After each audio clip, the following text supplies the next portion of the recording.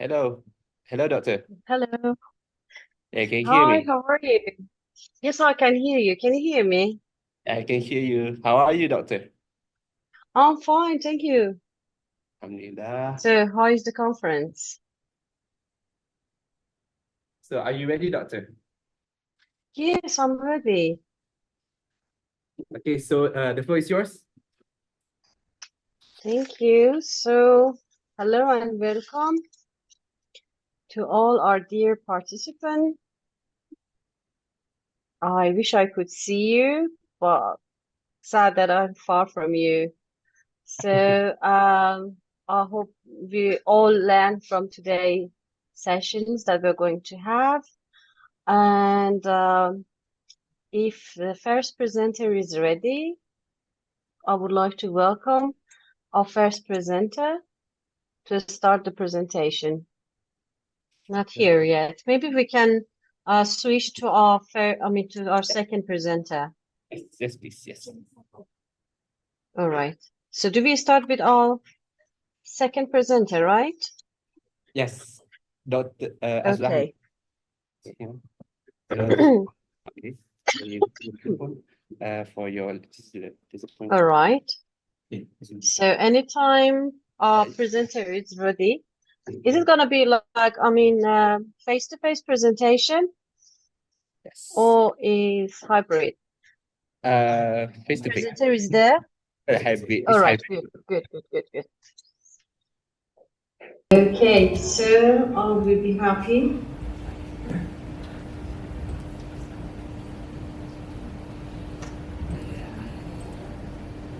Okay, Assalamualaikum warahmatullahi wabarakatuh. Assalamualaikum. Very good. So, my dear, please introduce yourself and your co-authors. In case I do have any international co-author, please remind me on that. Yeah, sure. And you'll have time for your presentation and 5 minutes for Q&A. Anytime you're ready, let me know to hold your time for the class. Okay, I think I'm ready, Doctor. Thank you so much. So good luck for your presentation, and please do make a full screen. Okay, sure. Can we go full screen? It's not okay. No, sorry. Because if we do on full It's not screen, possible. if we do on All full right, screen, it's fine. Yeah. I have his slide. It's fine. Okay, so good luck. Okay, Doctor. Good luck, and your time is to start from here now. All right. Thank you very much, Dr. Gopani. With me is my supervisor, Dr. Zeti Sarah, and online my co-researcher, Ms. Rosika, and others. Okay, I'm going to talk about the statistically modeling on the traffic noise using a smart PLS SEM in urban roads. Okay, actually, Malaysia is a very tremendous development recently, starting in 2020, and we are more focused on the country transportation system, and we anticipate that about 0.8%, around 29 million up to 42 million increase of population by 2040. It's a very large number, and a strong demand on the transport for sure. Increase the numbers of vehicles, traffic congestion, and also increase the traffic noise pollution. So today I'm going to talk about the statistical modeling of the traffic noise using smart PLS and SEM in the urban road.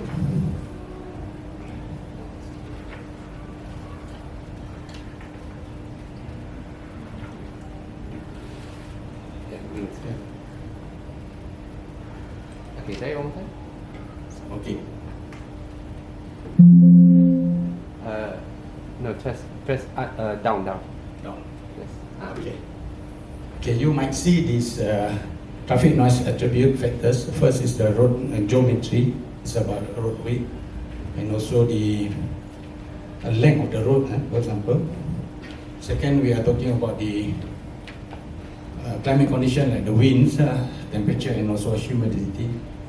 And third one is a traffic flow with the numbers of lorries, numbers of buses and so on, vehicle, and also built environment, the building itself, or the users of the places. Okay. For the objective of the study is to determine the level of noise using the statistically modeling PLS and SEM approaches. Okay, this why I use this PLS SEM model, because this is a very complex parameter. I would say we are going to look on the assessment of the parts relationship, and the specification either is indirect or direct effect of factors, VIF value, R square and F square test, and also the reliability and validity of the model itself.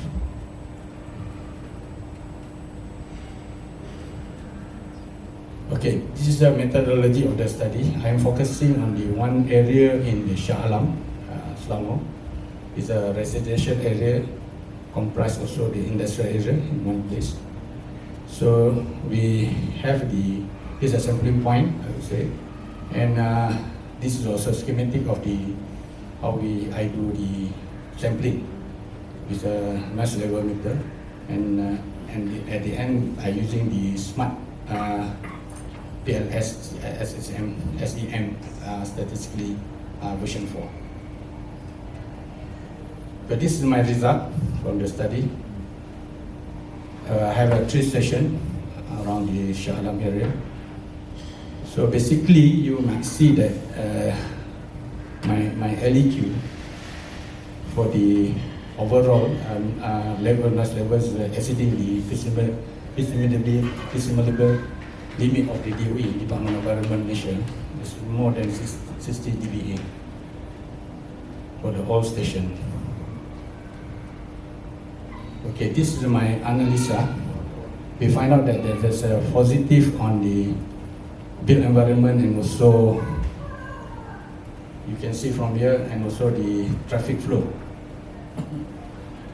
Others is negative. This is a direct what we call it, direct effect to the noise level.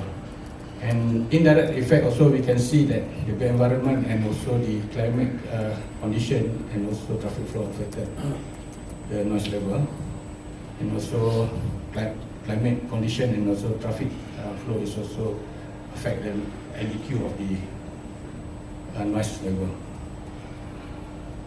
So I ran the test for the goodness of this structure model. I find out that the reading also shows that built environment and the traffic flow give and also the climate condition give a direct impact to the noise level. The R square is more than 0.8. And for the F square also, we find out that the built environment is a more significant effect on the others, especially on the noise level. Reliability of and validity of this model, as per et al. 2021, 0.5. The number is more than 0.5. Means that it's a very significant numbers that affect the noise level of the based on the level of the noise level of the affect by the built environment itself.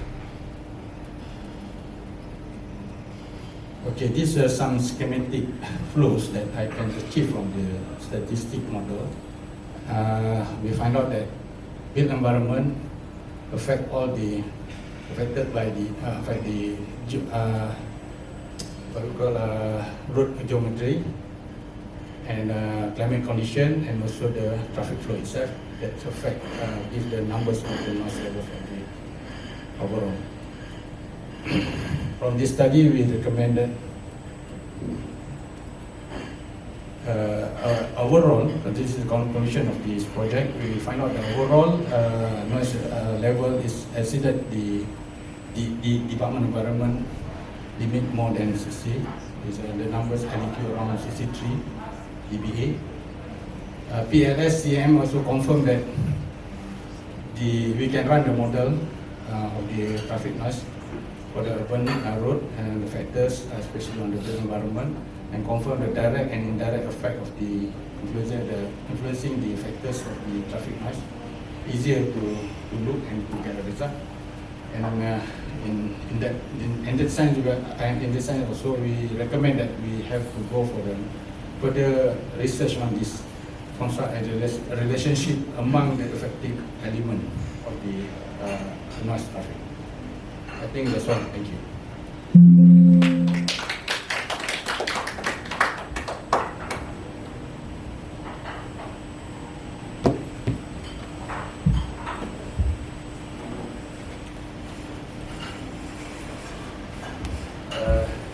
Doctor, I already finished my presentation. Thank you.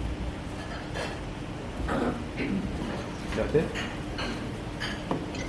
Right, thank you for managing your time. Mr. Ahmad, I just wanted to ask the audience if they have any question before I would start asking a few questions. Any question from the audiences, please? Okay, I'm Savoy. Okay, just now I'm talking about street tree planting, just presenting one of my study on modeling as well. So I'm also going to use SAP-LS. But this one that you show is developing the conceptual model, right? Yet to go for the survey, exact survey. Okay. Is there any expert validity needed for when using this or pilot test? Okay, in my study I go for this what we call pilots. I would say this is for pilot. For the one study itself, for Malaysia, for example, we have a numerous factors affecting the noise level, especially those what we call nearby the traffic. People are planting trees, for example, to reduce the noise level in certain places, especially in Kuala Lumpur, big countries, big cities and so on. Most of the road highway, for example, they have a noise barrier. It's a very engineered design to reduce the noise level. But in my study, I'm focusing what the factors really influence the noise level for the, especially for the certain area, like urban area in Shanglang, for example. Those areas also include the industrial area and also residential area. I think some of the places is quite sensitive over there. So there's been what really affect in terms of conceptual, I would say, what really impact the noise level in that area. Especially now it's a raining days and parts of the noise level coming from the rain itself. So this is a complementary analysis or explore? Yeah, it's a conform analysis. Conform analysis.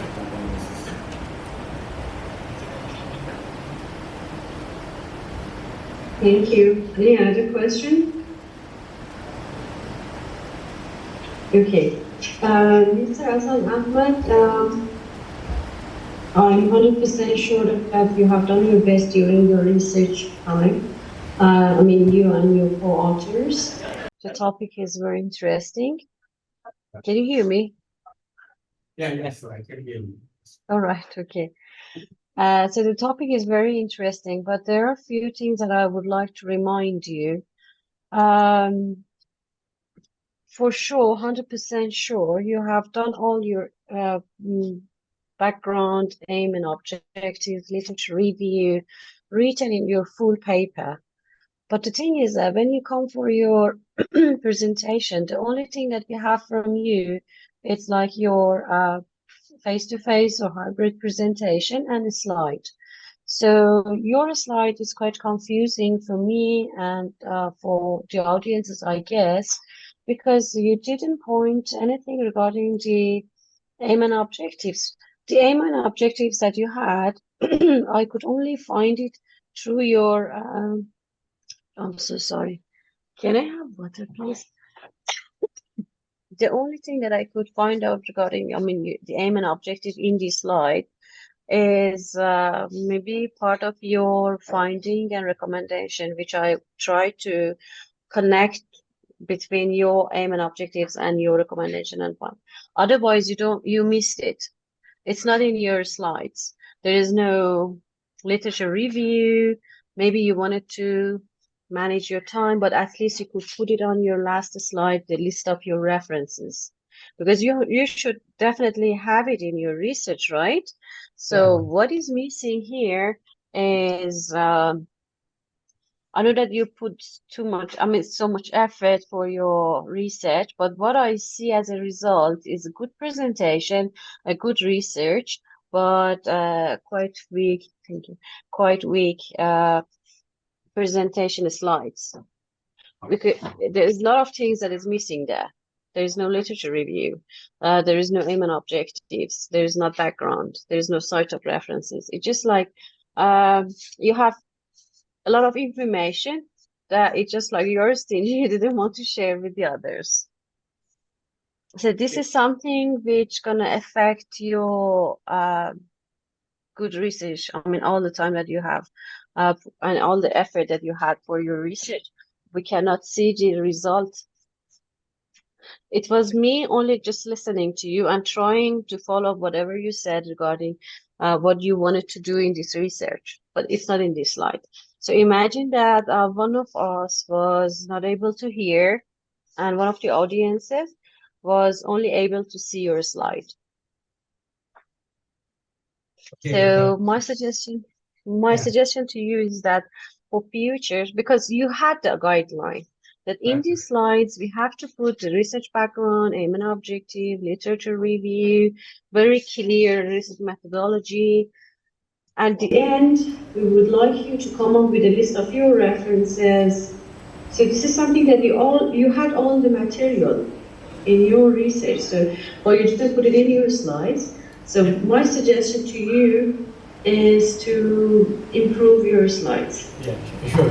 Doctor, actually, my paper, I think everything is I try to synchronize my time actually. So I remove lots of things. Yeah, I know. What I suggest to any presenter that, I mean, they come for the conferences here in Abra or other places that I do chair for them, it's like, put it in your slide, even though you don't refer it because you want to manage your time. Yeah. You might escape, but you still have it in the slide. And anyone who is like, I mean, let's say it's going to be like virtual, so maybe we cannot hear you. This is something that happened during your presentation. For a few seconds, I couldn't hear your voice. So the only thing that I had was your slides. Yeah. Okay. It didn't give me enough information. So my suggestion to you is that even though you want to manage your time, the way that you present, it's going to be like up to you. You want to escape, but still you have the material in your slide. Okay, I have to do some. It's just like my suggestion for future. Okay, sure. Thank you. Thank you. So I have otherwise no question, and that was very informative. It's very necessary for all, the field of built environment. Okay. Thank you. Thank you.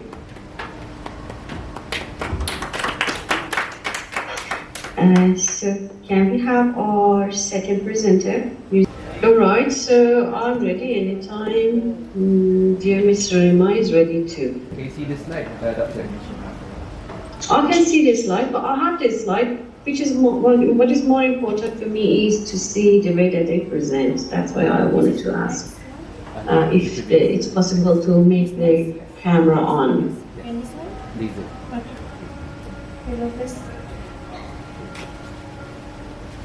So Doctor, the video for the presenters is under it's under the name participants. I know, but it's just like I can see now. Okay. But the previous one, I could see the participant, but the thing is that the camera was off till the last few minutes. But now I can see Ms. Rima. Oh, okay. Okay, can you hear me? Yeah. Okay. Assalamualaikum and very good evening to everyone. So my name is Rima binti Abdul Rahman. I'm from negeri di bawah Bayu, Sabah, Malaysia. So my research actually based on public transportation in KK. So my research title is User Satisfaction of Accessibility to Public Transportation.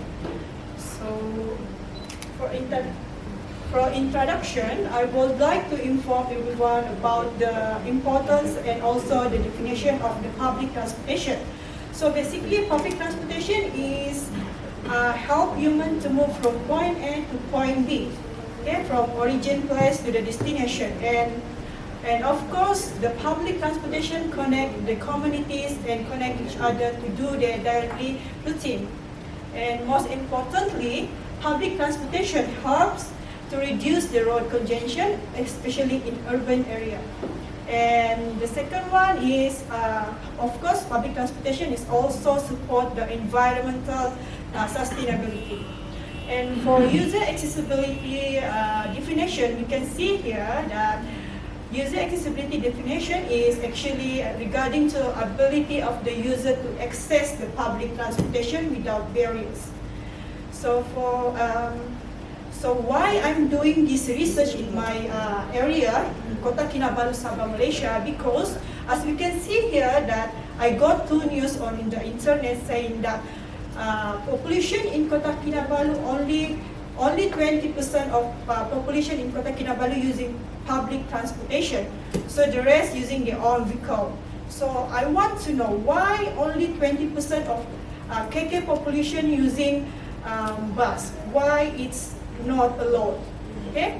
So the second news is in Malay, but I will translate what it say. So basically for the second news is actually reported about the user or population in Kota Kinabalu doesn't want to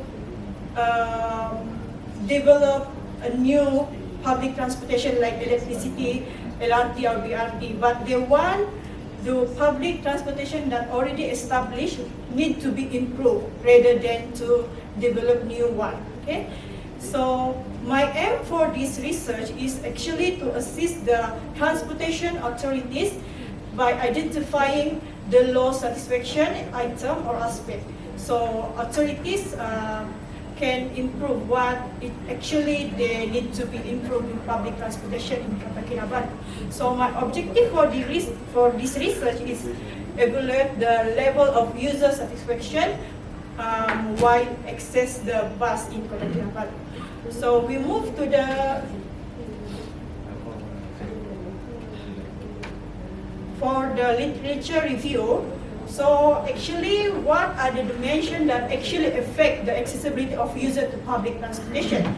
So in my research, I actually combined 2 models. I took from Lin and Chui 2021, and the second one is from Bruce and Wheat 2014. So basically, I combined these 2 models as one to guide me doing this research. So basically, I just took 5 factors to guide me in this research. So basically, my factors is public transportation facilities, public transportation accessibility, safety, individual is more to personality of the user, and also affordability. Okay, so we move to the next. Okay, so for methodology, I'm using research design, which is I'm using also 2 research approach. My major approach is quantitative, which is using questionnaire, and 450 set questionnaire was distributed to the user. And then how I pick the respondent is based on no matter if they are working, no matter if they are student or housewife, as long as they are user of public transportation, they are eligible to answer the questionnaire. And I also conducted the structure interview for this quantitative approach. And the qualitative is actually to support the quantitative data. So qualitative, basically I'm using observation in the field. Okay, so for analysis technical, I'm using descriptive analysis, focusing to percentage, mean score, and also narrative. So we can see here that this is the mean score index level, and then after doing the data analysis, I elaborate it. And then we move to the findings. So for demography profile, basically 20 to 25 years old is more higher using public transportation. And female is more higher than the male, and single is more higher using public transportation, and education for secondary school background is more higher than the rest. So we see here the right one is the purpose of user using public transportation. Basically this data show that user use the public transportation because they want to meet the closest person and also for leisure. So this the one is explain the monthly expenses while using the bus. So basically user in Kota Kinabalu for bus expenses is less than 100 ringgit Malaysia. Okay, so we move to the finding, the main finding lah. Finding of user satisfaction of accessibility to public transportation. So basically we can see here, as I mentioned earlier, based on this level index, so we can see here, even though this mean score average for public transportation is higher, but we need to see the item in this factor. So for example, the first one that I highlight actually need to be we need to improve, because these three items in this factor is actually not give satisfaction among the user of public transportation in Kota Kinabalu, which is bus stop is not near to the residential location, or bus stop is not near to the public facilities, and also good footpath to the bus stop also not give satisfaction to the user. Okay, and then this one we can see the average is 2.8. So we see the item in this factor, and the level of the waiting time for the bus is short, actually not giving satisfied among the user. Okay, and then the second one is easy bus access during the peak hour, also not give satisfaction among the user. And the last one is efficient bus queue system is also not giving satisfaction among the user. For your information, that bus system in Kota Kinabalu using bus queue system on the right side. So for example, there are 5 buses in the line, so the first bus need to full the bus first before the driver move to the destination. So it give like unsatisfaction among the user. Okay, so this one, this 3, there are no problem because it's giving satisfaction among the user. So basically we just need to highlight this one. Okay, so discussion is based on the this discussion is actually based on the one that is need to be highlighted in this research. So this picture is I took from the field. This is the bus system. We can see here the bus system queue is doing like this. So this one need to full the bus first before the driver can move to the destination. And this one, we cannot see it well, but this one is the user who are waiting for the bus to come to take them. So basically, Drabicki et al. 2023 say the willingness to wait the bus is actually between 5 to 10 minutes. But actually, in reality, in Kota Kinabalu, based on my observation in the field, that all the user will wait between 5 to 30 minutes before the bus comes. So the other discussion, we can see, as I mentioned earlier, this data is the bus stop is not near to the facilities and also residential location. So we can see here that the user will wait on the roadside without shelter. So it's very affecting them. Some area in Kota Kinabalu, this is mostly in Sepanggar. Okay, we can see people, user waiting. There are no facility for public transport, bus stop. And the second one, we can see user cross the road without cross line. So this is also need to be improved. You can see this. The user cross the line to access this bus, but there are no cross line. So it's very dangerous for them. So this is actually making them less satisfied when access the bus. Okay. Marjorie, please have in mind that you have only 1 minute left. All right, doctor. So conclusion, based on my conclusion, public transportation in Kota Kinabalu that need to improve is actually 2 factors. It's public transportation facilities, and this is the item, and bus accessibility, and this is the item that I mentioned earlier in data analysis.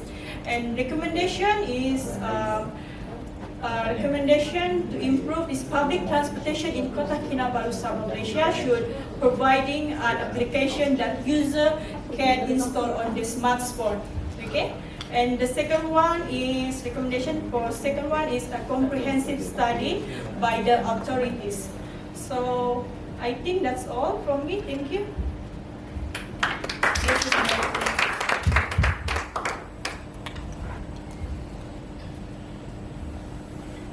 All right, thank you. Well done. Any question from the audience? Heather. All right, so my dear Rima, good presentation. Can you hear me? Yeah, I can hear you, doctor. All right, so good presentation, good slides. It was very informative. I have few comments for you that I would like to share with you. First of all, when you have your scope of study in Sabah, Kota Kinabalu, as a reviewer, I would suggest you to have it in your title, user satisfaction on accessibility of public transportation in Kota Kinabalu. Make it like very specific that the reader would know what is going to read. I mean, what's the scope? Where are you going to talk about? It's my first comment. I don't have any idea if you had it in mind before or you did think about it. Did you have it in mind to put it in your title? To change my title, doctor? Sorry, can Yeah, put it in Kota Kinabalu in the title. Oh, okay. I see. Okay, I will improve that by putting the Kota Kinabalu area. All right. Yeah, it's going to help you because when we do it, any research, when you are higher than master's degree, it's going to be like, I mean, especially for your PhD or if you're a lecturer. So we make it very specifically because, I'm sorry that I'm coughing. So here is very cool. It's going to be like, I mean, public transportation in Kota Kinabalu will guide your reader to know which topic it's, I mean, the title should cover the whole package, what I'm saying. So changing the title and put it to Kota Kinabalu, it's going to help. All right, doctor. So the first thing that I wanted to share with you is like, in slide number 3, which is going to be your literature review, what I can see is that you put the picture of your observation as well.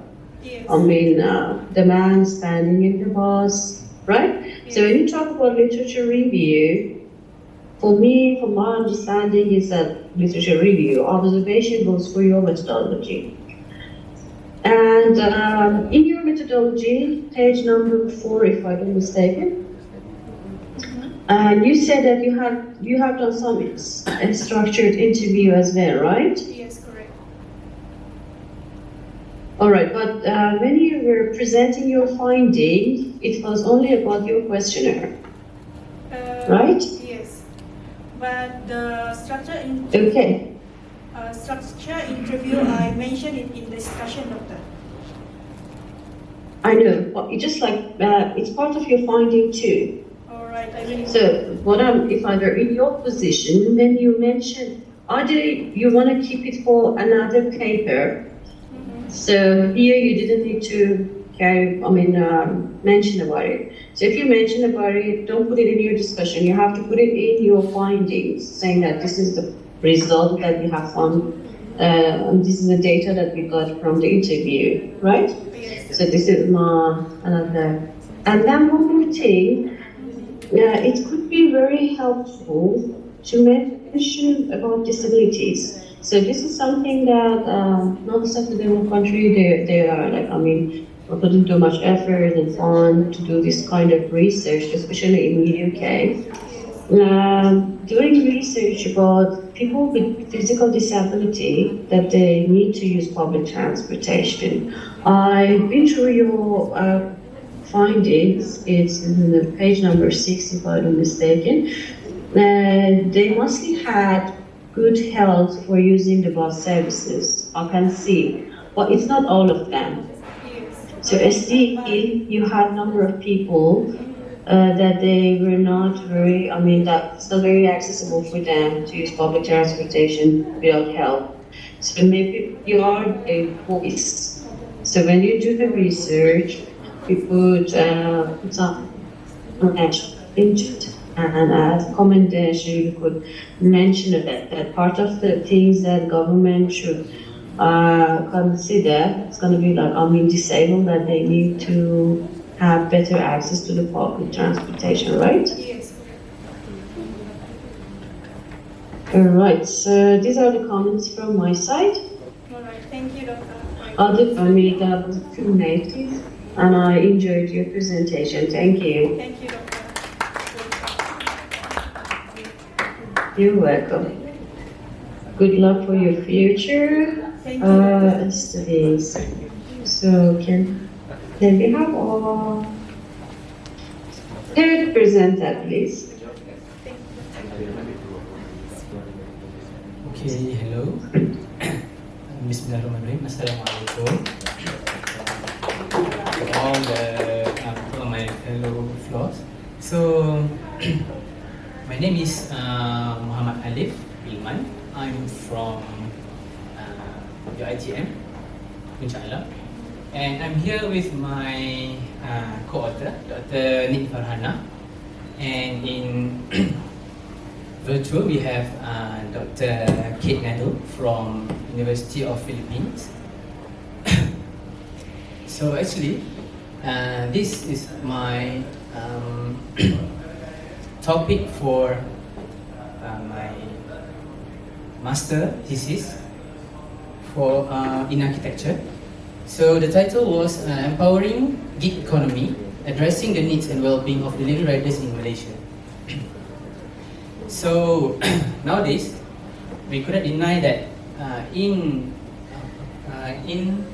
this 21st century and after the pandemic, we can see that there is an increasing in gig economy.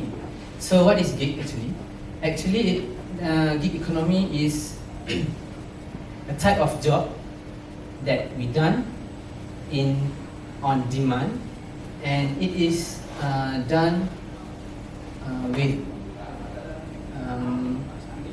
short time of period, which is what can we say here is it is a freelancing job.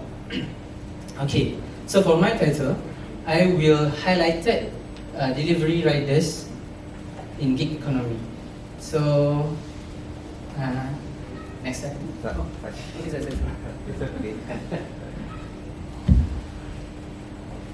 Okay, so for my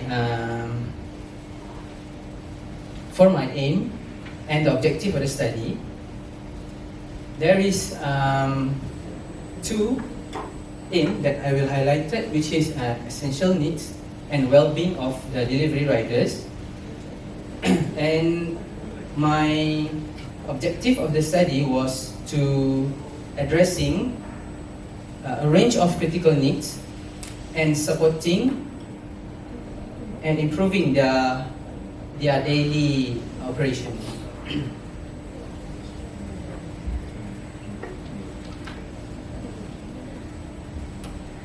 Okay, for the literature review, I will briefly introduce you the definition of gig economy in delivery riders. So there are many definitions that written by the authors, and there was a papers and articles which written about the gig economy. So the term gig economy was actually introduced by a journalist named Gina Brown, which it is firstly promote to the freelancing job. So my second point of literature review was contribution towards involvement in gig economy. So we see why nowadays there were many people involving in gig economy. So there are 5 points here, because nowadays the teenagers especially that joining the gig economy, they want the choice of the project and the client. First one, and what can we see from this gig economy? We can negotiate about the price, which is a flexible pricing, control over workload, flexibility to switch, and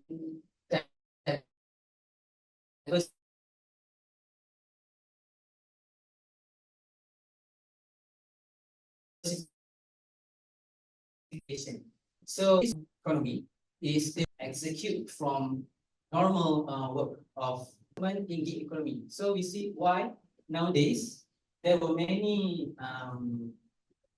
people involving in gig economy. So there are 5 points here, because nowadays the teenagers especially that joining the gig economy, they want the choice of the project and the client. First one, and what can we see from this gig economy? We can negotiate about the price, which is a flexible pricing, control over workload, flexibility to switch, and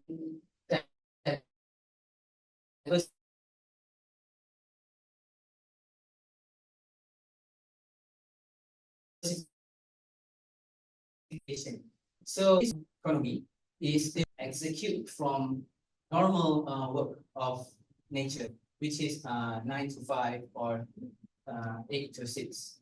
So the third point was what are the needs that the delivery riders, and what is supposed to we support them by providing their needs.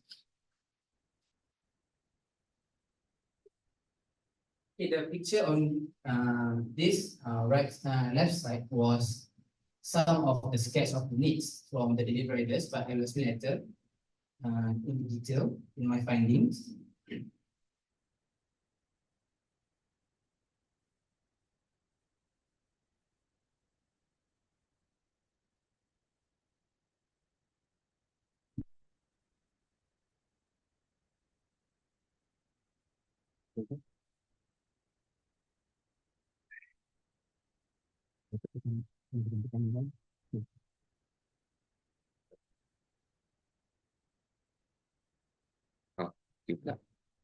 Okay, so this is my methodology, which is how do I collect the data from this research. So my methodology was a mixed method, which is from quantitative and qualitative method. And the data collection method was through a structured interview. And the interview design was an open-ended question, which is we designed the question based on the literature and a pilot study from me itself, from researcher. And my focus area was in section 7, Shah Alam, Malaysia. So the sampling techniques involved in many or variety of demographics, experience of working, and ages and background of their studies. So in my methodology, I have 90 of respondents totally for my to answer my questionnaire and my data collection. Can I see next slide, please? Okay, so the finding was quite interesting from the data from the interview session with the delivery riders.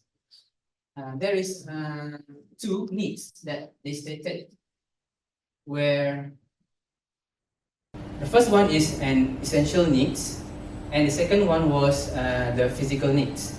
So as we see in the diagram here, the delivery riders were basically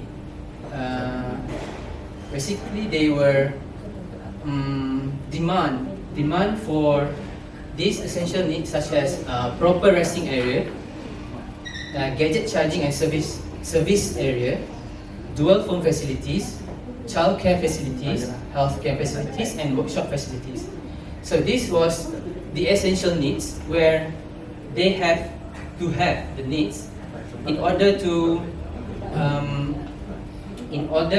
have a productivity, in order to have a productive work of nature. So we can see that in our country, Malaysia, in my country, Malaysia, we don't have these supportive needs that can encourage the delivery riders to work and to produce their work efficiently. So the physical needs was the upskilling program training. So in the questionnaires and from what they have answered, there are some of upskilling program which they need and they want to learn to improve their single skills to multiple skills in one time. So there are motorcycle mechanics program, gadget service, and IT. Because from the studies, I found out that the TVET program actually can improve their daily income, and actually TVET program is one of the programs that in pandemic that was not being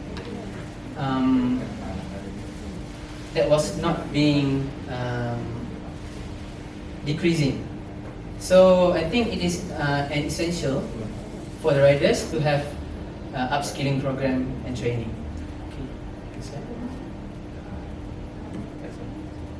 Okay, this is my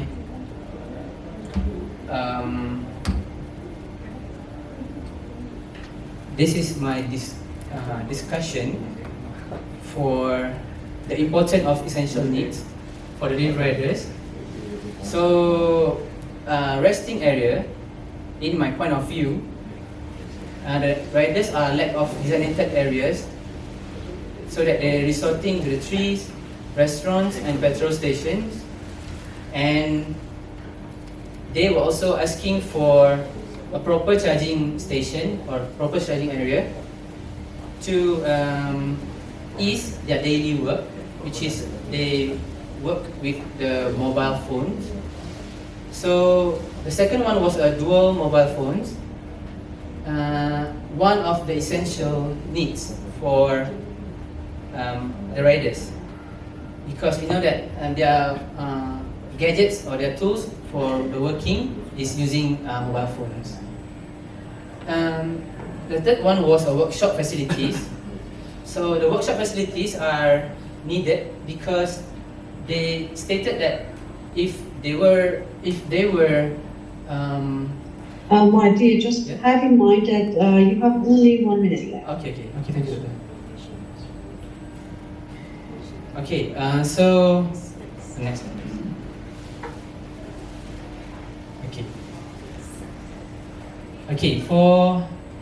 So the conclusion was, in my research, I found out that there are small sample size of delivery riders due to their time, because they need to rush and they have multiple orders, so they were not in a place for a long time.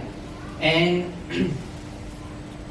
for future studies, I include that the participant better represent Malaysia diverse in multiracial population, because my study was focusing on the Malay population in Shah Alam, and we can expand the data collection in various regions such as in other states. And the last one was the broader range of food delivery platform. So in my studies, I just interview some of delivery riders, which is food pandas, Grab, and also Bekal. But outside we have more than 3 delivery riders company. So I think that is the conclusion and my suggestion for our future studies. Okay, so that's all. So thank you. Okay, thank you. Any question from the friends in the conference? Any question or comment? All right. So, my dear, Mr. Ali, Yes. I just wanted to check with you a few things. First of all, very interesting graphic in your slide. Thank you. However, I would suggest you to put the page titles. For Okay. example, if you have research methodology, just like, make it a title, aim and objective, make it a title. Okay. I know that it was a very Generation Z way of sliding, but I would rather to have the titles as well. Okay. So there are a few things that I wanted to check with you. Regarding your research methodology, you said that you conducted interview, right? Yeah, true. That's true. All right, but there is some information which is missing. I know that it's going to be, you said that it's your master thesis, right? Yes, true. Maybe these comments you can use it for your PhD thesis, inshallah. So my suggestion for you is that, so when you want to say that you have done some interviews, it's going to be like, how many, you said that I'm familiar with Shah Alam section 7. So it's an area that you could have some static, more precise static saying that, let's say in Shah Alam, we do have 1,000 riders, delivery riders. Okay. You could give us some information, rough information. And then you could say that interview has been done with, let's say, 5 of them, 10 of them. Okay. But we don't have that here. You just simply said that I've done some interview. But how many of them? How did you pick the riders to do the interview? I know that you said that your focus was on Malay only, Yeah. but it's going to be like, so did you do? Okay, actually, in my. I will finish very soon. I will finish very soon. Okay. I know that you had it in your paper, or it's in your slide, Yeah. that you could mention that the way that you select your, the writers that you have done this interview with them, either they were delivery for, let's say, McDonald's, or it's going to be like, any food halls, or it's going to be like supermarkets, whatever. It's just like you have to tell us, how did you pick these people for the interviews? What was the selection for your, selecting this interview? How did you select them? Actually, for my selection of interview, I just pick only for the parcel delivery. So including the parcel, including the food, the packaging, or the parcel. So the category was parcel delivery. I know it now, but it should be in your slides, what I'm saying. It's just like, do you have any idea how many riders, delivery riders, do you have in section 7? For the specific numbers, sorry, I don't have the specific numbers, but inshallah, from the recent studies in 2021, we have around 10, if I'm not mistaken, 10,000 plus of delivery riders, only inshallah. And it was one of the highest delivery riders in Malaysia. All right, this is something that you could put it in your literature review. That could be very helpful. That, even though it's going to be like for 2021, but still you had this number that it was 10,000 delivery riders inshallah only. And how many interviews have you done? I have done multiple interview with 90 of respondents. 19 or 90? 90. All right, so I would suggest to see what was the questions? If you could put it there. Oh, okay. Right? So, yeah, it's gonna be like, I know that your slide is amazing according to the graphic, but there are a few things that you could put to make it more interesting. Like, what was the questions that you asked? How did you analyze this interview? Okay. All right. Agree with me? Yeah, I agree. Okay. Thank you. So I wish to see you again in our conferences for your PhD research, which I hope that you will continue with more, precise presentations. Okay? Okay. Thank you, Doctor. Thank you. Good luck.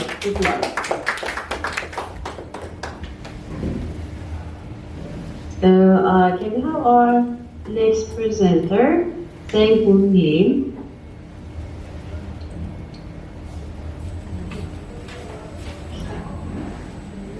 Is it face-to-face presentation or it's going to be the hybrid? It's face-to-face, Doctor. Thank you. So I will be waiting. Thank you, Chairperson, Dr. Sahona, and from the Institut Hamas, Dr. Wilma.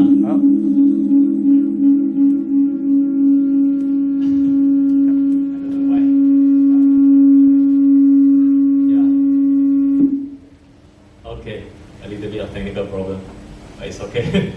Let me continue. My name is Lim Seng Boon. I'm from Malaysia, attached to UiTM Perak campus. My background is a town planner. Yeah, and this paper is co-authored by me and Professor Jama Nun Laili Abdullah, our TNC, and then Dr. Fadil, Dr. Hakim, and Professor Law from NUS Singapore. So the whole idea is about to create a framework for so-called sustainable smart health development. Yeah, for city development. Yeah. And if you follow the sustainable urbanization, you will know that the reason one does include a new dimension that is called intangible values, including the culture and institution dimension, along with the three basic pillars, which are economy, environment, and social. Yeah, so this is the new one, okay, coined by UN Habitat 2020. So these are the new so-called sustainable values for urbanization. But this is only the beginning. I mean, still nobody are researching on how to integrate these intangible and cultural values in the development related studies. So I'm trying to fill in the gap, and including the component for smart, and of course the health element. That this morning we heard about many people talk about healthy issue, eating lesser, and then I have a hypertension patient for their website. So this is a pressing issue for us, of course. So to my limited understanding, there is still no framework for this one. So in this conference, we try to propose a framework through literature review. Yeah. So for the background, as I explained to you, this is something new from UN Habitat. Beside the basic pillars of economic, social, environment, there's a new pillar called intangible values, which includes actually two major elements, which are the culture, urban culture, and the governance system. Yeah, these two. Of course, the policy. Okay, so how to integrate this element? This is the issue. Okay, existing one you already know. You already know that there are a lot of research on this. Yeah. So another one. To actually understand the smart development or sustainable development, we have to consider the fourth industrial revolution development. Inside this 4IR, we talk about the urban, cyber, physical ecosystem. You have to create some kind of system beside urban. There's another one, cyber space. Okay, so this cyber space or digital space is important, but full of unknown factors. So for example, how to measure the health of cities, that is physical element, and then the citizens, that is biological element. Okay, and using available digital infrastructure to help overcome the threat of, for example, COVID-19. Yeah. So this is a pressing issue, and then it is open for exploration. Yeah. And we have actually under this 4IR, fourth industrial revolution plan in Malaysia. In Malaysia, they have actually identified a lot of so-called smart instruments. There are many, as you see here, AI, IoT, blockchain, and so on and so forth. Okay, so these are important, but how? Apply in urban system. Okay, next. And fortunately or unfortunately, there's a study. There's a study in Australia. There is. So they try to study how to so-called put some sensors and IoTs in the open spaces like parks, like roadsides.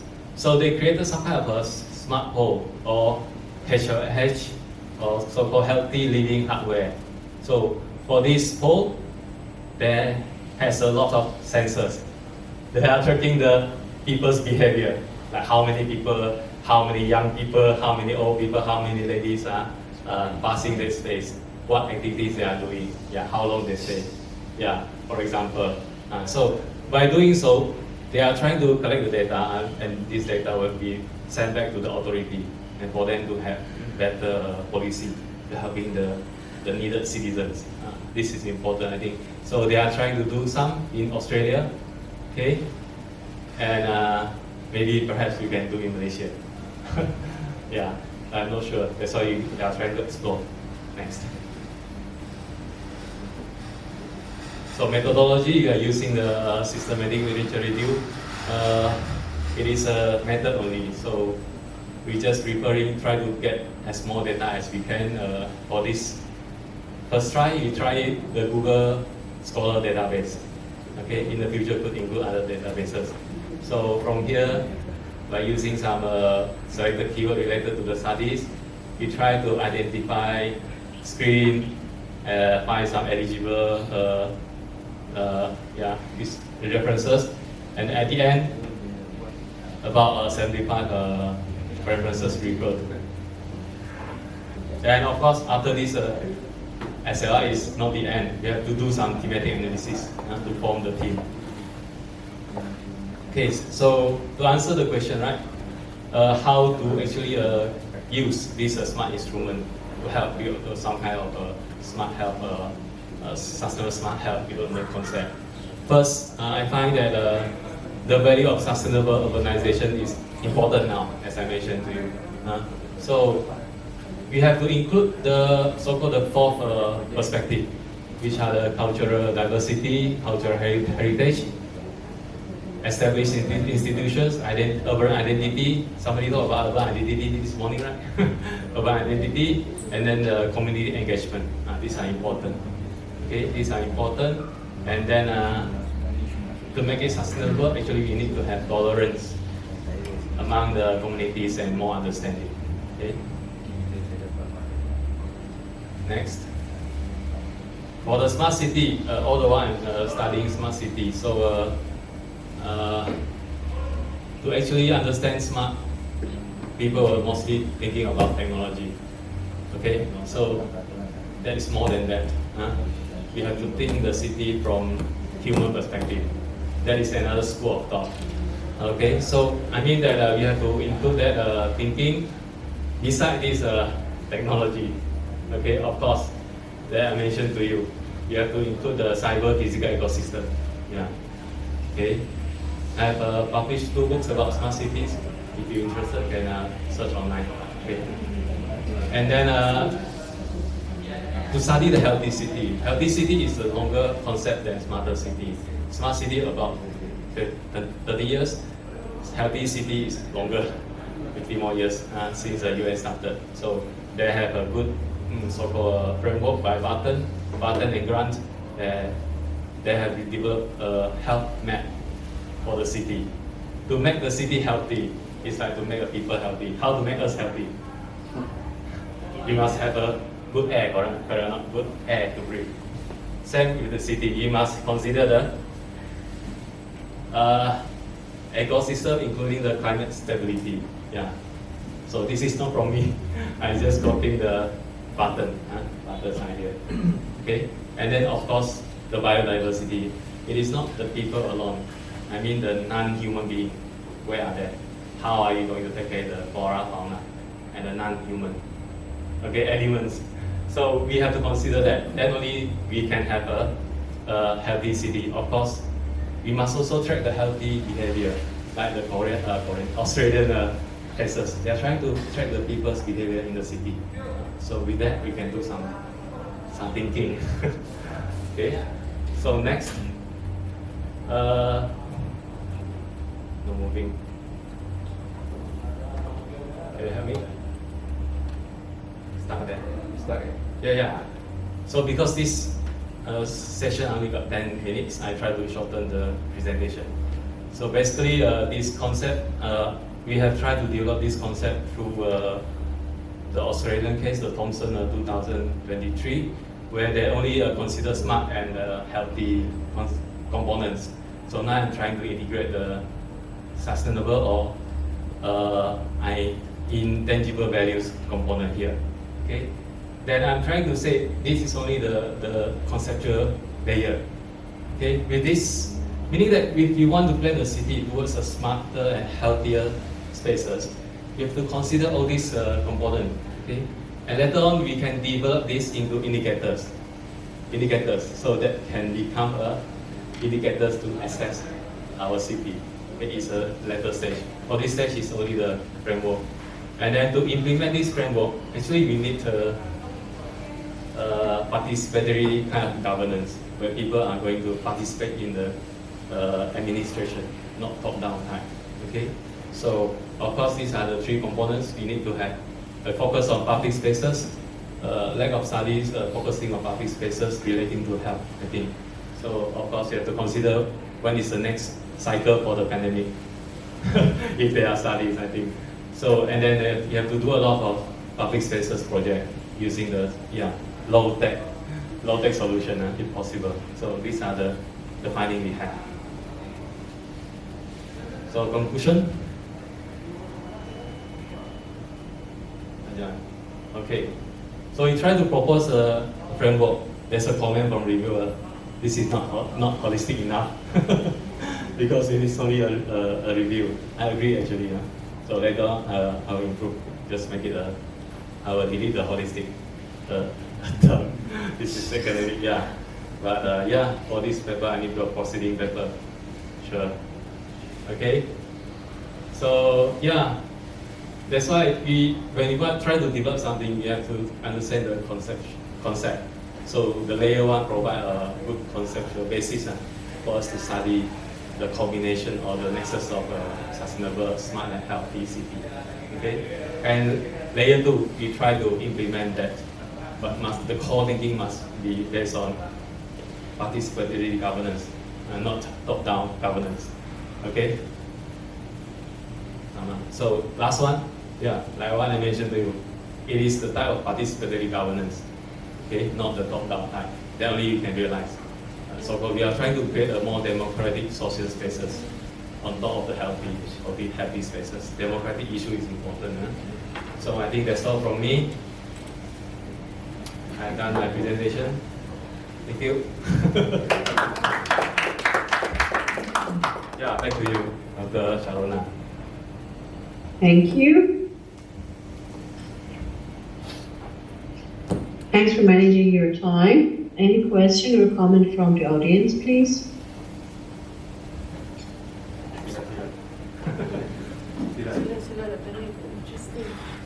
Okay. Dear, I have a question. Mr. Lim, that was a Doctor, very interesting topic. Doctor, there's someone who wants to ask a question. Okay, I couldn't hear. Go ahead. Can you hear me, Dr. Sharona? Online? Yes, I can hear you, my dear. Yes, all right, thank you. Thank you, Dr. Lim, for your presentation. Definitely in the built environment is something that we very look forward for. It's just my curiosity how much more or how far we are to get to achieve this sustainable, smart and healthy, specifically in Malaysia. I think it's very much needed in the Malaysian context. So I do hope that this is going to materialize. From your point of view, how far are we going to achieve that? That is all from me. Thank you. Yeah, thank you, Dr. Nick. I think that is not far, not far, but hard to reach. You know why? Because it is all political issue and governance issue. Okay, for your understanding, the current development in terms of physical development under this Ministry of Local Government and Housing, we are actually trying to apply the smart city indicators in Malaysia, nationwide. Okay, that will be my next topic. So meaning that we are on the way. Of course, sustainable cities, we talked about this topic 20 years ago. And people, experts already suggested that it cannot be achieved. As you read, it cannot be achieved. Cannot. But somehow we need to do something. That's why the smart city become popular. You know why? Because it is very hard to achieve those 17 SDGs without the instrument, the IT instrument. That's why smart city comes in the right time, the concept So Malaysia is trying to apply this concept also following the ISO standard. So we are adopting, and now authorities has to develop their action plan, smart city action plan, and go for smart city, some kind of licensing or award. There are 4 stages they have to go through. Okay, so we are on the way. And of course, the healthy city topic, sooner or later, if our policy thinker, our decision maker think that this topic is important, definitely they will include this. There will be another indicator coming in. So when nobody is aware of this, we are trying to do that. Hopefully someday our research will be adopted by policy makers. Yeah, thank you.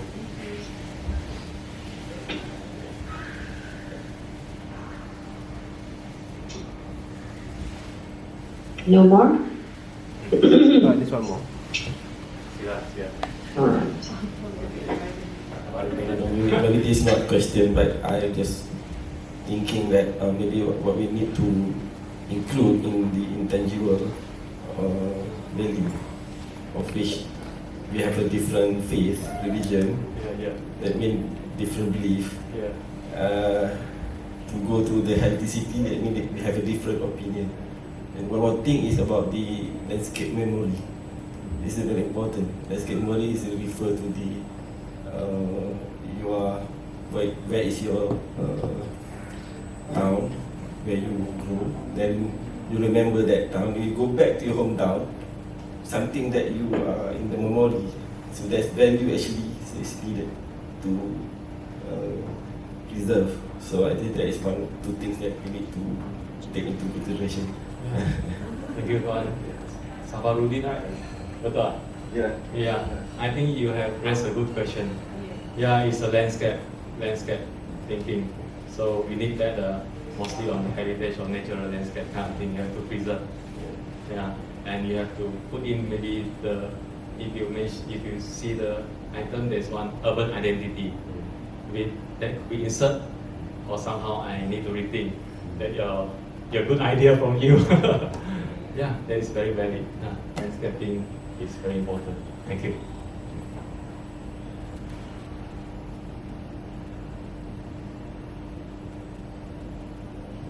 So, some more?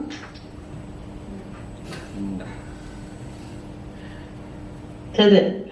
Okay. Okay. So, dear Mr. Lee, I would like to say that the topic is one of the most essential topics that in countries like Malaysia, even in European countries. So this is a very, very essential and important topic. It's a very good choice of you to focus on that, and well done. So the presentation is quite well. The way that you presented was quite interesting. That made audiences keep asking questions. So that was the first time we had two audiences. So I'm very agree with the second audience who was asking you regarding the landscape as well. This is one of the points that I wanted to share with you. Saying a few things that I wanted to check is that where was your scope of study? Sorry? In your research and in the paper. You mean what? This is a paper derived from a research grant, a small research grant. I know, what I'm saying is that were you focusing on, let's say, if I don't mistaken, you are from NUS as well. I mean, did you do anything like saying that you were thinking about a sustainable, smart, healthy development framework for any urban social spaces, or it's going to be in Asia, in Singapore, in Malaysia? Where was your scope of study? Yeah, the case study is the next stage. The case study could be, of course, Malaysia, Singapore, I think, including Indonesia. So it could be Southeast Asia. Yeah. Right, because you do have, in your introduction, you put a picture, if I'm not mistaken, it might be in India. From the words, right? India. From the signboard, if I'm not mistaken, it can be India or it can be Pakistan. I'm not very familiar. You put a picture, which is quite confusing. I thought you had a scope. Australia. You have. Those pictures are from Australia. No, I mean the page number 2, introduction. Can I go back to the slide? I just forgot.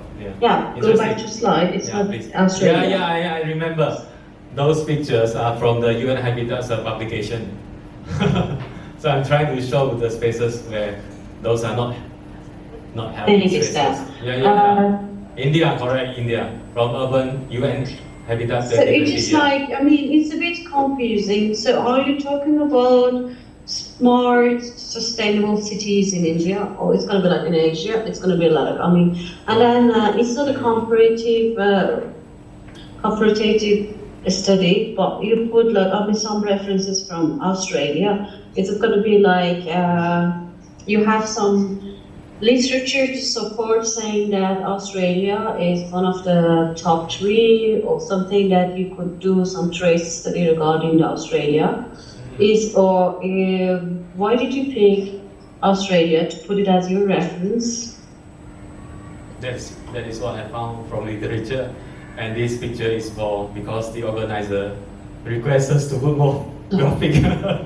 Yeah, I know. It's just like, I mean, what I'm saying is that when you mentioned that a smart cities sample, a case study, your case study is from Australia.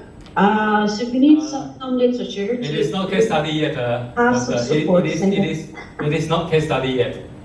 It is just an overview. Anything. Yeah. All right. So it's just like, I mean, something that you put it there. Yes. So why did you put some pictures from Australia? It should be like, I mean, for research, whatever you do, should have some reason. Australia there is, but the India one, it is not. I have to admit. Yeah. So what I'm saying is just like, my suggestion to you is that whatever you do in your research should have some support. If you put like, I mean, a smart infrastructure, so you made it very bold that they are based in Australia. So just like, couldn't you find in other places as well? Could you make it like some photo from Australia, from Singapore, from anywhere in the world? It's just like, I mean, you put some attention to Australia, so which was like confusing. So, or if you don't have any, for my understanding, it's more like, I mean, review research. You've been through previous literature, so there's no questionnaire or interview or not, right? Yeah. But your slide and the way that you were presenting guide the audiences that it's like you're talking about weaknesses that we have with this picture and everything. It's a little bit like, for me, it's a very, very strong research which was not finished, just like halfway done very well, but it's not finished yet.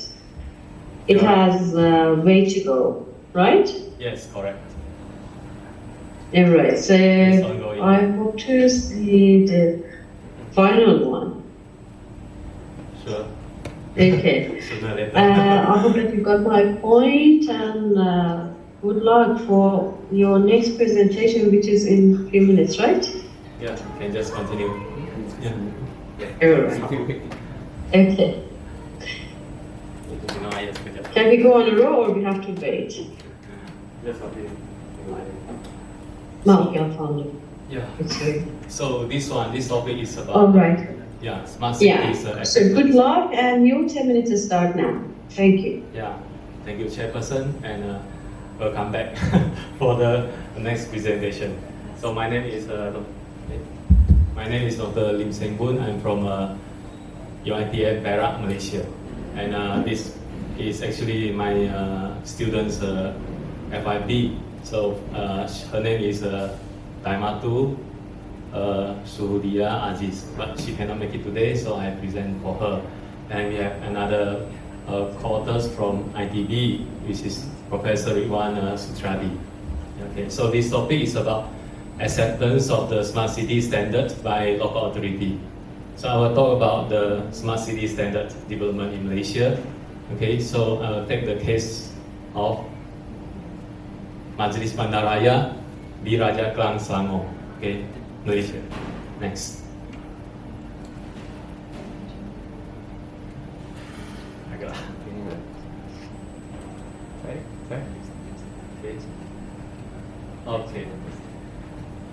Okay, so smart city, smart urbanism is a hype and then a popular trend now. So everyone is talking about that. A lot of indicators, a lot of ranking. Okay, in Europe, in US, in Malaysia also, in Singapore, everywhere. So it is a popular trend now.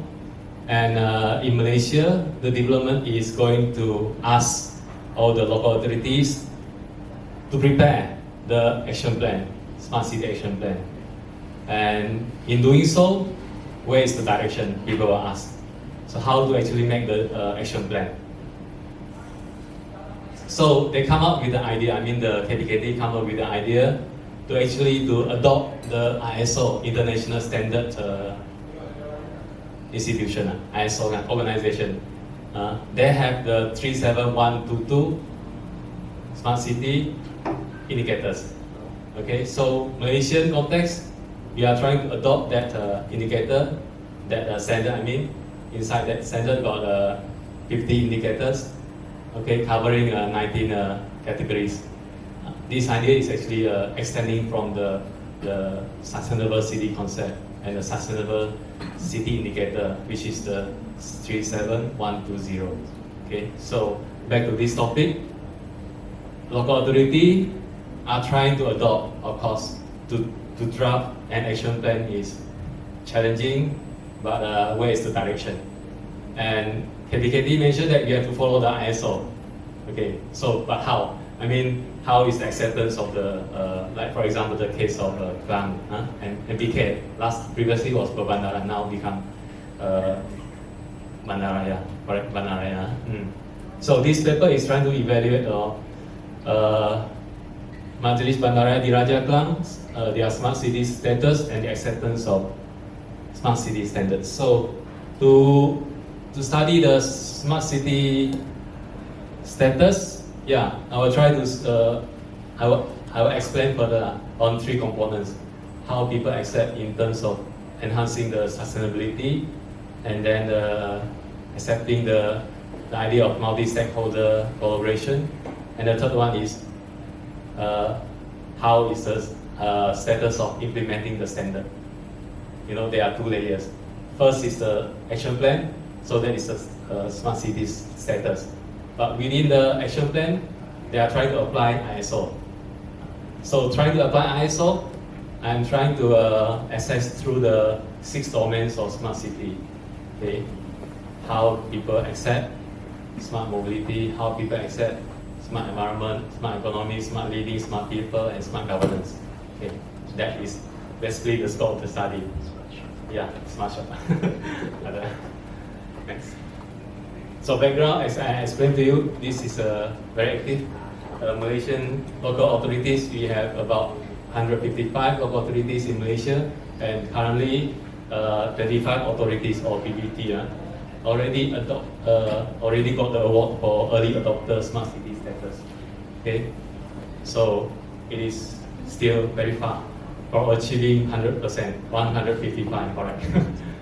The journey is still long, as I told Dr. Nick. Yeah, we are starting something, but the journey is long. And they are targeting until 2030, I think. And it is under the National Smart City Framework, okay, by KPKT. Next. So actually, this KPKT, or Plan Malaysia, the Department of Urban and Town Regional Planning in Malaysia, they're trying to set some kind of award, like I mentioned to Dr. Nick. The first level, the certificate or award, something like that. The first layer is early adopter, so-called early adopter smart cities. How to get the award for early adopter smart city? One of the criteria is to comply 10 indicators from the ISO standards. So ISO got 85 standards. So they try, if they can apply 10 standards, we give them a first award, for example, accreditation. So second, if they can comply for 35 indicators, they can jump to the next level. What is a developing smart city, so-called. The third level is leading smart city. And the last one, if they can comply all indicators, okay, then they can get the visionary smart city. So everyone is still starting here, including Putrajaya. Okay, so Putrajaya is leading. Okay, and Klang, of course, it is not leading, but I think it has the capacity to leapfrog. I think it has Klang. Yeah, next. Yeah, these are the ones. Some of the background. There are two documents if you want to study the smart city indicators. ISO. We adopt, for Malaysia's cases, we adopt identically the international one, which has 80 indicators across 19 categories that I explained to you. Like for example, economy, governance, energy, water, wastewater, and so on and so forth. Okay, these are according to the sustainable cities planning.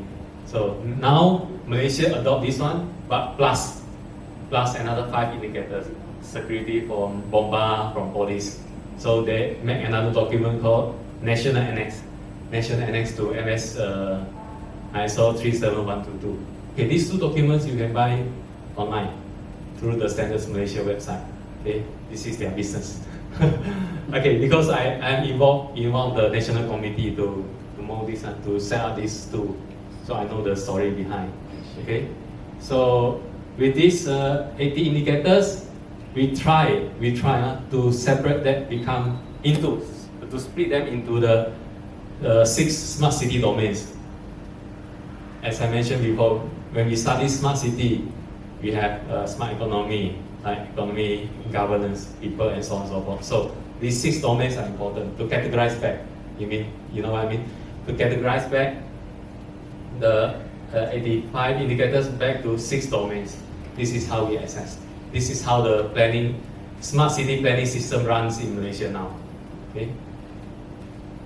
So methodology. Okay. So we use quantitative approach, and we did 120 surveys on the respondents from multi background, authority, the community, and the private sectors. So let's move on. And this is what I want to highlight to you. This is the status. So, for example, when we ask people how they accept the smart city status in Klang, to enhance sustainability, mostly agree. Meaning that if Klang, MBK, I call MBK because I used to MBK, Majlis Perbandaran Klang, MBK. MBK, if you ask the people in MBK, do you think that your action plan will enhance the sustainability? So the answer is yes. Okay, higher than the average. This is a 5 Likert scale. Okay, 5-point Likert scale. So it is quite good, Okay, it is quite good, and then they think that it is. Okay, so but as you see that to actually implement the standards, there are still some reservation. Okay, because this is new. This is new. Although that is positive, more than 3 is positive. Okay, so back to this one, acceptance of the standard itself. As I told you, you have divided into 6 domains. So from this finding, we found that the highest accepted domain is smart government. So meaning that when we apply this standard, okay, it will help the administration. It will smooth the e-government transition to smart government, for example. So people agree that. People agree that. Never you can ask questions, Dr. Nick. I think you got many questions. So among these, governance is important. People believe. Let's say we are trying to do a smart city action plan. Without standard and with standard, it's better to have standard rights to follow. And then with standard, it helps what? Helps in terms of administration. That is the meaning. The question is like that. So it didn't help much in terms of environment initiative. For example, some energy initiative in Malaysia, solar energy. They don't think that it helps, for example. But it also, I forgot to mention one thing is mobility. Mobility is also high. So when we talk about this smart city, of course, most of the time you will think of the traffic, whether the city has a good traffic or bad traffic. Okay, that is a very simple indicator. So of course, with this standard, they think that it will help the traffic in the city. Okay. Next. Okay. So generally, people agree that smart city, this ISO is important. Okay, they agree, important. So I mean that we are on the right track. People are not opposing. We are on the right track that we should adopt this ISO smart city for Malaysian context to fast track our development towards a smart nation. Okay. And then the second one, okay, of course, many people they got different opinion, but somehow they agree that we should towards a smart city. Okay, that is the second finding. The third one, challenges in implementation. Yeah, the smart city, you know this smart city ISO indicator, the people who really coined this document is from private sector, from UK. So what private sector can do? What are their motive? Yeah, to draft a standard for us to use. What do you think? Of course, for business purpose, correct or not? Yeah, to put money inside their pocket. Make it simple, correct or not? Right. Yeah, that is how they do, and we are trying to follow. But you must follow with awareness, not blindly follow. Okay, so this is the challenges of high cost. A lot of costs, you need IoT, you need camera, CCTV camera, a good one could up to 50,000 per CCTV, high spec. In one junction, at least, in one traffic junction, we need at least 4 CCTV. So about what? 50,000, about 2 million for one junction. Can you imagine that money? Like a lot of money, a lot of investment. Okay, a lot. So of course the privacy concern, where goes the data? Okay, who owns the data? You collect a lot of the data, who owns the data? Okay, if the authority do not have the money to pay back the private sector, what do you think? Who will own the data? What is the name? Sorry. Rima. What do you think? If the let's say IBM, they have the plan to install the CCTV with the IBM brand, but at last, plan do not have enough money to pay IBM. So what do you think they will negotiate? I'm not sure what that, but I think it's interesting with that. Yeah, they will negotiate on the data, as simple as that. Correct. They will, they will have a higher ownership, higher accessibility on the data back to the private sector. That is what they want. Okay, so those are the challenges. So smart using technology is not smart if you are following that trend. So you must go for human-centric trend, not for techno-centric trend. Okay, that is always my argument. Okay, then of course the priority areas for improvement. Smart government and smart mobility, of course, it is important and benefited. So the other areas like we need to handle is environment that I mentioned to you. Okay, energy, okay, low carbon, wastewater, solid waste, these are issues. Okay, so positive outlook on the smart city standards. Yeah, correct. We need to follow because besides ISO, there are many indicators, but not so organized as ISO. You know why? Because ISO, they has a good writing on how to collect the data, not like other ranking. Other ranking just give you the indicator, but ISO give you the indicator and teach you or give you the guidelines how can you collect those data. So that's why ISO is popular. Their business model is good. Okay, next. And then need for collaborative efforts from multi-stakeholders. Next. Yeah, number. Okay, conclusion. So there is a positive perception and acceptance of smart city standards among participants. Okay, so meaning that it is a good direction. I'm not sure, but most of the people think that is a good direction. Next, you try to recommend, you develop implementation plan. You have to enhance awareness and foster collaboration. Yeah, collaboration with the public sector already established. We need more collaboration on the civil society and the vulnerable groups. Those are more important. Okay, if you want to say collaboration with the private sector, nothing to say actually. They are very active. Private sector will always go to the authority and lobby project, ask for project. No. They sure will have a lot of collaboration. Okay, but how about the civil society? This kind of collaboration we need. Okay, next. Smart city standards will position the city as a model for innovation. Yeah, it is leading. The smart concept is leading for innovation, including social innovation. And then, you must have ongoing commitment and adaptability required for successful implementation. I think that's all. That's all from me. Thank you. Thank you. Thank you.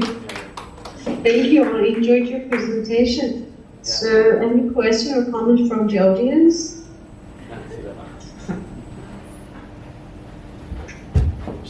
Thank you, Dr. Lim.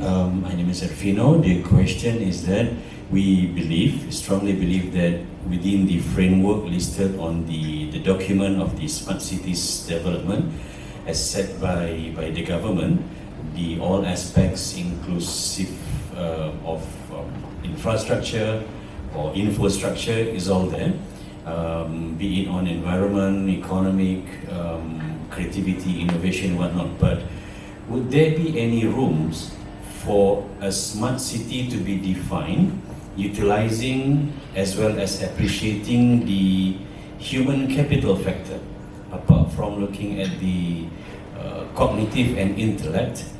What about the domain affective, such as the ethics, religious base? That is under smart people domain, and it is actually always neglected or sidelined by authority. That is the reality, because that is the reality. Because when you look at the Putrajaya, when they're starting to call for FGD, focus group discussion, to set their smart city action plan, I was one of the participants. I was in the education group, community group. Okay, when they talk about infrastructure for education, people are interested. Buy computer, give you notebook. Who doesn't interested? Correct enough. But when we talk about how many people can participate in your meeting, nobody is interested. When you talk about sharing the power with the authority, they just silent on that topic. Yeah. I'm just thinking whether any city can be categorized as a smart city because of its people and the quality of the people, not just the environmental structure. Yeah. Up to that, don't have. Okay. But I'm going to create one. Another gap. The Putrajaya or even other cities, they do not have smart people domain. You just put smart community. People and community are different. People are single unit. Single unit, we need to talk about people's rights. I used to use the term citizen, because citizen, we can see from the Jen Jensen's citizenship concept, where when you are a citizen, you need to contribute. You need to pay tax, for example, correct or not? You are not asking for the good facility for you to enjoy, but you have to contribute to the society of the country, correct or not? So the city must be citizen-centric, where we must ask more and more people to contribute back. Yeah, that is important. You are not just a beneficiary, you are not just user. People must contribute back with the voluntary idea and spirit. Yeah, that is what we are working on. Yeah. Thank you. Thank you. Yeah, and you mentioned the religious element. It is actually ignored, I tell you. Because we did the study we just finished the project, the Smart City Action Plan for Manjung City. That is a real project. The same. When you talk about power, they just ignore. When you talk about religion, they said they are already, so no need to include in the smart city. The seesaw. Something to think about. Yeah, please. Okay, maybe another thing that was come to my mind is whether the smart city and the resilient city, whether actually the barrier, the gap. There's, for example, is the city, you can call it smart, but it's not really ready for resilient. So for example, the smart tunnel, that's an infrastructure for resilient city or smart city. Yes. Okay, another thing, maybe you can look into the smart infrastructure, green infrastructure. The green infrastructure is something that the green component in urban can contribute to the smart city. And there is Tuan Sabarudin, right? There are actually inside these indicators under environment, we have energy, we have infra, we have water. Those are infra mostly. So when you talk about resilience, it's actually how the community bounce back when they are facing facing difficulties. So that's the idea of in resilience. Of course, that is another topic closely relating to smart city, but it is another topic to actually focus on. And there's another standard for resilient city, that is 37123. These are two brothers. They are closely related, smart and resilient, closely related. Yeah. Thank you. Yeah, please. All right, thank you. Any more questions? Yeah, one more. Hello again. All right. Just out of curiosity again, you presented on the acceptance of the local authority. Means that people that are working in the local authority, MPK, is that right? There's a comment from reviewer also. Okay. So that's what I have in mind. It means that you get the respondents from the people that are working in MPK. However, is there any possibility to get the acceptance of the citizens of Klang, or maybe a bigger context, the stakeholders? Because I believe that if we give the power to the wrong people, then I think it will go nowhere. So I'm talking on behalf of a normal citizen. We are the one that live, we are the one that own the place. So is there a possibility that we have our voice to be part of the smart city, if that's what the government is looking forward to? And that would be for me. Thank you. Yeah, thank you, Dr. Lee. Actually, the survey covers multi-stakeholders, but the topic, the title could be some kinds of confusing. It is not only focused on the government servants, it includes citizens. Yeah, the samples. So I'll rethink the title, I think. Thank you. Yeah, thank you. All right. One more? Or we don't have any questions there? Yeah, please. Our Dr. Verma Salim, Associate Professor from ITB, Institut Teknologi Bandung, please. All right. Thank you. Very interesting research. I'm just wondering, because I'm not familiar with the size of cities in Malaysia. If you have any information about how big is this MBK, and then whether it can represent the rest of the other 100-something cities that will implement the standard. Because my understanding is when you have a local authority accepting things that can happen in a smaller city, small town, the less politics is involved. When you are going to larger cities, then there will be more politics involved in their mindset. So whether you have any idea about this? Thank you. Thank you, Pak Verma. This is a good question. Up to date, smart city implementation is more to non-physical kind of domain. Yeah, non-physical, meaning that they are not going to measure the size of population, the physical condition of the city. Not really, yeah, not really. And that is a good question actually, but to actually make the smart more physical, for physical planning as you mentioned. So when we talk about smart city, like for example, Klang is a coastal city actually. Yeah, so that could be coastal and inland city, and the other one could be town center, suburb, and rural area. Yeah, so this kind of typology, physical typology can be enhanced. Yeah, in the future indicator, I think, because as I mentioned to you, this is from ISO. Those people are not planner. Those people are business people, so they won't think physically. So that is our job, I think. And you addressed a good question. Yeah, thank you. Okay. So,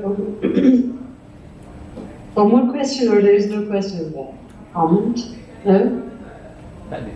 No more. Thank you. Sorry. All right, so that was very interesting. I really enjoyed your presentation. Yeah, thank you. Very good topic, really strong research. But very off friends over the lady and the gentleman, the comment that they gave, I'm quite agree with them. And one more thing, I just wanted to know from my own knowledge, because I've been far from Malaysia for years. How many smart cities, do we have now? I know that it's not ideal and the final one, but as far as I can remember, in 2011 or 12, we did a research about one with a smart city that they wanted to have in Shah Alam, if I'm not mistaken. So how many smart cities do we have in Malaysia now? Yeah. The base. Yeah, that is what I explained to you. Very hard to measure when people ask what city is smart. That's why Malaysia is adopting this ISO and divided into 4 categories that I mentioned to you. If they can achieve the first 10 indicators, then they call it as early adopter smart city. And to that we have 25. The answer is 25 according to this indicator. So that is so we call it 35, but it's not. It didn't go to cover all the items that a smart city should have. I understand. Yeah. So what I wanted to know is that among these 35, why did you pick the Klang? Klang is one of the 25. Klang I is know, one of the but 25. it's just like, why Klang? was that based by your random choice, or it was offered by the university to work on the Klang one? Because convenience and because this is undergraduate FIP, and then there's not a specific reason for Klang. Compared to Putrajaya or Shah Alam or Ipoh. Yeah, that's fine. Except that it's an early adopter, yeah. Okay, so that is just random. All right, thank you. So, no more comments from me. And all of you well done.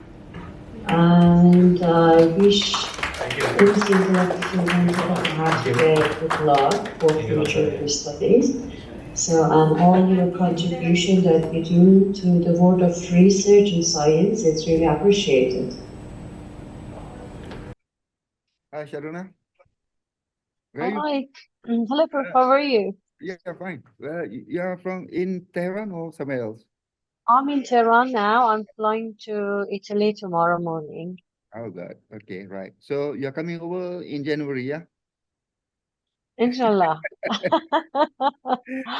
So Inshallah.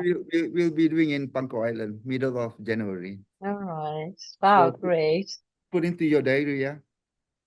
All right. I will do my best. So that was very nice to be part of our today conference. Okay, right. All right. So thank you. I will leave the conference room because I guess you have to. You have to follow the schedule that you have, right? So it's gonna be like This is last speaker actually, so extended by half an hour. okay. Okay. So thanks again. That was very nice to see you all. Right. Stay safe, yeah? All right. I will send you the assessment. I'd like to say something about the dinner. All right. So goodbye to everyone. All right. Bye-bye. We will be in touch. Yeah. Bye-bye. In touch. Okay, thank you, Dr. Sharona, for breaking out the last session. I want to applause, please, for even though she just left. Okay, now, Just say something about the dinner. okay. I don't know how many heads will be coming for the dinner. Tinggal berapa orang. Anyway, so our conference memang not formal lah, you can as long as you are dressed up. So dinner starts at 7, yeah. No formality. Whoever comes first, grab a dinner and kita makan kat sini. So while we are eating, we will present the certificate, yeah. And we might have some background music, or whoever yearn to contribute their voice. Right. So basically, yeah. But you do not have to wait, because we just shout. Datang begitu sebab kita tak ada, you just grab your food and then we have to leave by 9. Right. So hope you all can make it. Yep. Thank you, bro. Yep. Okay. Thank you, Prof. So, as Prof just explained, tonight there will be no protocol for the dinner. It's free and easy. So we just go outside there, and they will change the setting here. The rectangle tables will be round tables. Yes. So thank you so much. No main table. All tables are main. All tables are VIPs. Very important presenters. Yeah, that's a good term. Thank you. Oh, before we go for dinner, they have just provided tea break. Oh, we forgot about the tea. Yeah, tea break. I saw some bakso, some pastries. So yeah, help yourself. Well, the tea is going to spoil your dinner. And thank you. Thank you.